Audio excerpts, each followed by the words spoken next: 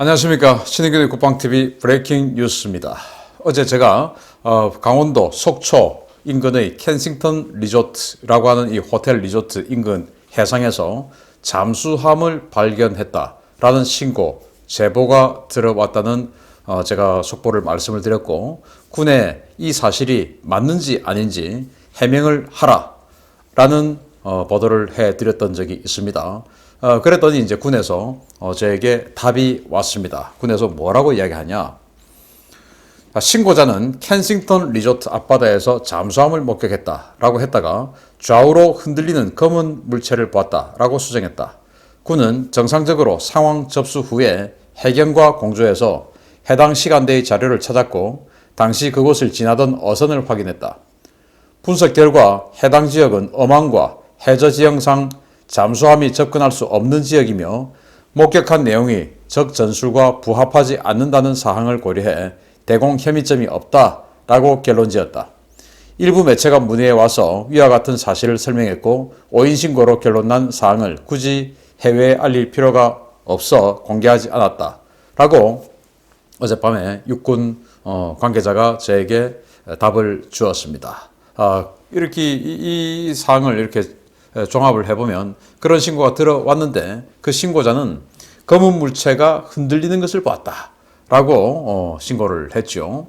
그랬는데 그전에는 잠수함을 봤다. 근데 뭐가 잠수함이냐? 검은 물체가 흔들리는 거.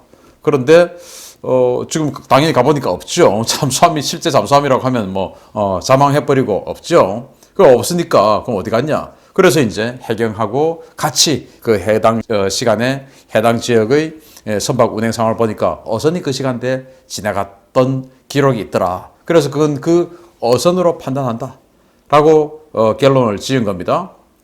그리고는 이 지역에 어망 이런 것들이 많이 있으니까 잠수함이 과거에 1998년도에 꽁치잡이 그물에 속초에서 걸렸던 적이 있는데 이 어망들이 이렇게 많은데 잠수함이 들어올 수 있냐? 이 지역은 그래서 못 들어온다. 또 해저 지형도 잠수함이 들어와서 접안하고 할 수 없는 그런 이 험악한 지형이다. 라고 결론을 지었던 것이죠. 아무튼 이 신고자와 제보자는 이 시간에 이날 오전에 많은 장군들이 왔다. 라고 이야기를 합니다. 그래서 저는 이 이야기가 사실이기를 바랍니다. 그런데 이제 장군들이 많이 와서 그 장군들이 정치적 결론을 내렸지 않았기를 바랍니다. 아무튼 아주 과학적인 정보와 그리고 예를 들어서 해군이 대잠작전을 제대로 수행한 끝에 내린 결론인지 아닌지는 모르겠으나 이 정도 따라왔으면 해군이 대잠작전을 대대적으로 해야 되지 않습니까? 그런데 대잠작전을 했는지 안 했는지는 군사작전상은 저희들이 모르죠. 자, 이런 상황에서 그냥 정치적인 결론을 내지 않기를 바라는데 중앙일간지, 아주 큰 중앙일간지 한 군데와 그 지역 매체들 몇 군데가 문의를 했답니다. 그래서 이런 식으로 똑같이 알려주었고 그렇게 해서 이제 언론들은 보도를 안 했다는 거예요. 그런데 제가 이제 유튜브를 통해서 공개를 하니까 저에게 그 답을 주었는데 그냥 어차피 잠수함은 아니니까 대외적으로 알릴 필요가 없어서 공개하지 않았다라고 이야기를 합니다. 저는 이 육군 관계자의 답이 사실이기를 바랍니다. 그렇지만은 잠수함이 접근 불가능한 것은 없습니다. 특히 북한 잠수함은 그렇습니다. 아주 작은 덩치의 연어급, 6호급 이런 잠수함들이 이 암초 지역에 접안을 해서 작전을 하는 거 그러다가 직접 우리가 검거했던 적이 있지 않습니까? 바로 이 강릉에 들어왔던 이 6호급 잠수함이죠. 그리고 속초에 들어왔던 상어급 잠수함이죠. 96년, 98년도에 직접 어망이 많고 또 이 해저 지형이 이렇게 험악한 암초 지역에 접안을 해서 그들이 공작원을 실어 들어오고 실어 나가고 했던 적이 있지요. 그 6호급의 항해 일지를 보면 6월 20일 날 원산을 출항해서 6월 21일 날 공작원을 이 지역에 내려주고 그리고 공작을 마치고 6월 22일 날 북한으로 돌아가다가 걸린 겁니다. 이런 것들, 이게 이제 이런 것들을 종합해보면 잠수함이 접안할 수 없는 해저 지형은 없다 라고 할 수 있는 겁니다. 그래서 저는 이 정부가 도대체 얼마나 신뢰를 잃었는가. 저는 사실은 신뢰할 수 없어요. 과거 정경두 장관 시절에 삼척 목선 사건. 지금은 국회의원이 되어 있는 당시 청와대 대변인이 어이없는 도대체 방송국 아나운서 출신이라면 국어 능력 시험 엄청나게 공부를 했을 텐데 이론이라고 하는 것을 가지고 뭐 말도 안 되는 해석을 해서 국민들을 바보로 그냥 알고 무슨 국민을 개되질 않은지 뭐 그런 어이없는 말을 했던 그런 자들도 국회의원이 되고 하던데 아무튼 그런 내용이 있었죠.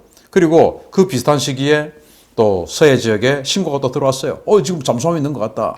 다 없는 것으로 결론이 났죠. 19년 7월 17일 날 서해 행담도 휴게소에 있습니다.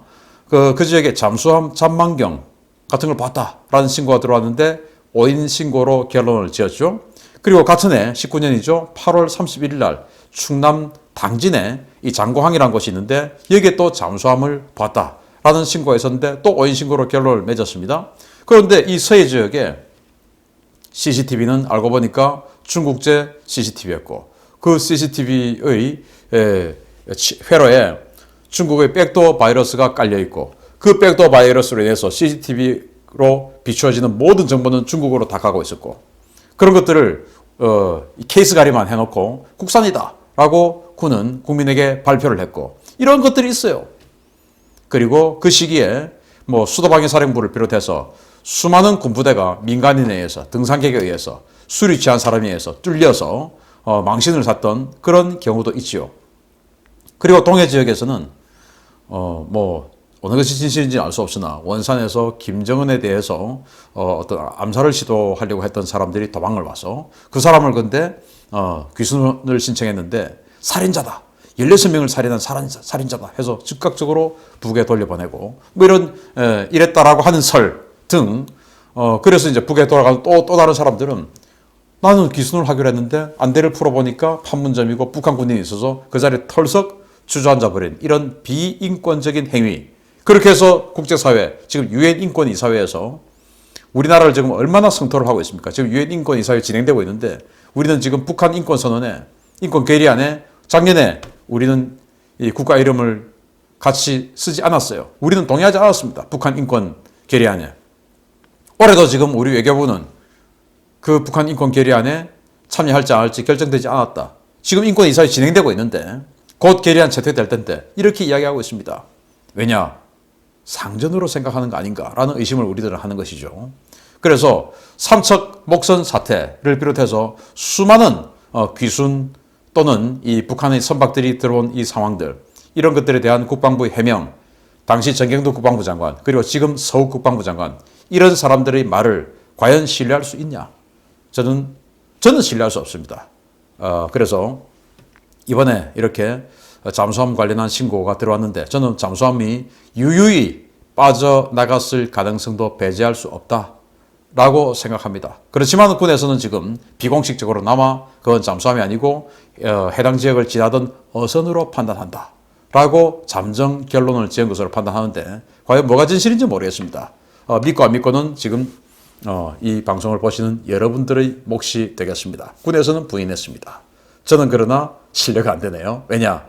늑대소년, 거짓말 자꾸 하니까 못 믿는다 라고 하는 우리 동화 어릴 때부터 배웠지 않습니까? 우리 국방부, 국민에게 신뢰를 주는 우리 국방부가 군이 되기를 기대합니다. 늑대소년 같은 그런 군, 이제 우리 대한민국 같은 이런 엄청난 안보 상황에서는 그런 군은 있어서는 안 된다. 부디 진실된 그리고 신뢰받는 군대가 되기를 기대하고 만약에 이게 사실이라면 두 번 다시 우리 해상, 영공, 영토 뚫리는 일 없는 철통 같은 군대 만들어 주기를 기대합니다.